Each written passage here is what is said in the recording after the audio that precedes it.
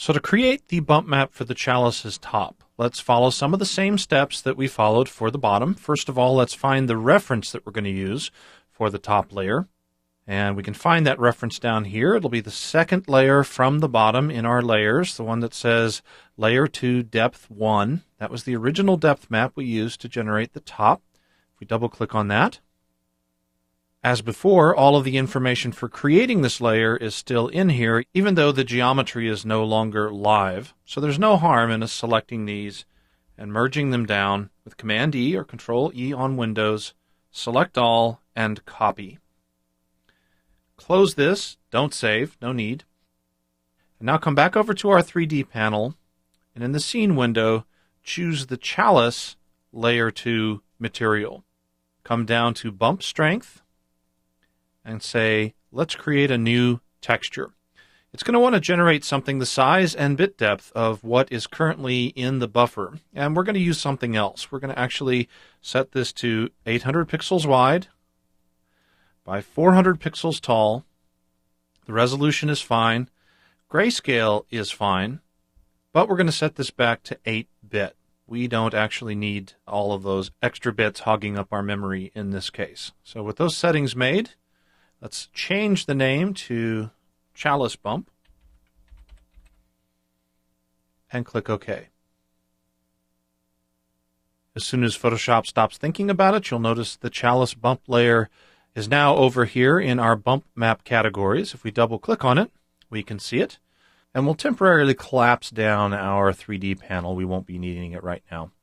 I'm going to paste the map that I still have in memory into this layer. Once it's pasted, I'm going to hit Command-T or Control-T on Windows. Let's basically snap this map to the upper left and lower right of our image and hit Return. And this will give us a nice idea where the bump is at the bottom of our chalice that we're going to want to add some texture to. Just as a reminder, if we Control-Tab over and accept the autosave, this bump right here is part of the grayscale map that we just pasted in. So if we look for the slight white highlight towards the bottom, that'll tell us that we're on top of this portion of the geometry.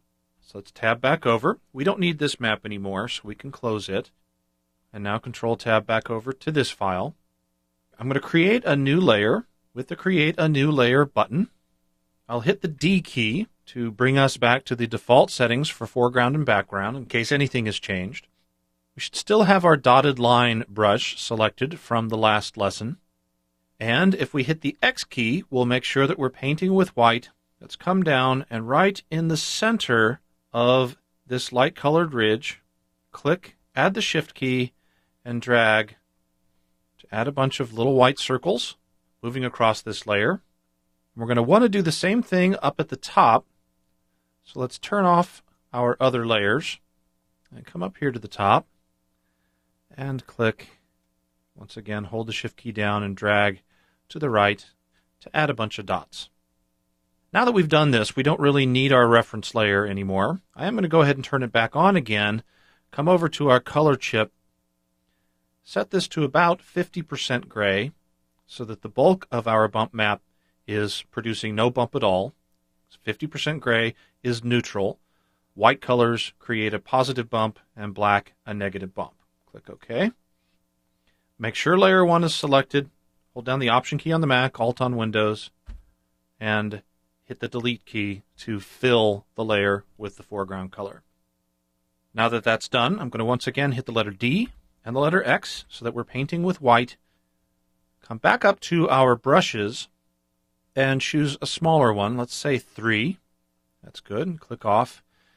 And now let's add another little rim up at the top, and then one just below. We'll do the same thing down here, and just below it. And now let's Control-Tab back over and see what our bump map is starting to look like.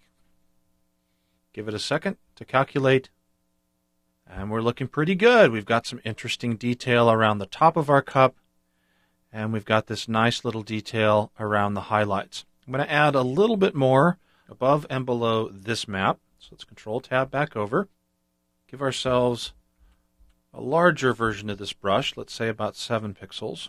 Come to just above this detail and Shift-Drag over. And then we'll do a couple of them below. You can kind of freeform this and vary the lines if you like. We're just trying to add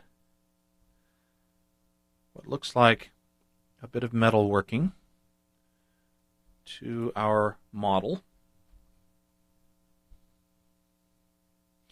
And that's looking pretty extraordinary. Very, very happy with that. We've got a detail now at the very top around this finial and at the bottom that really unifies the design of all three pieces.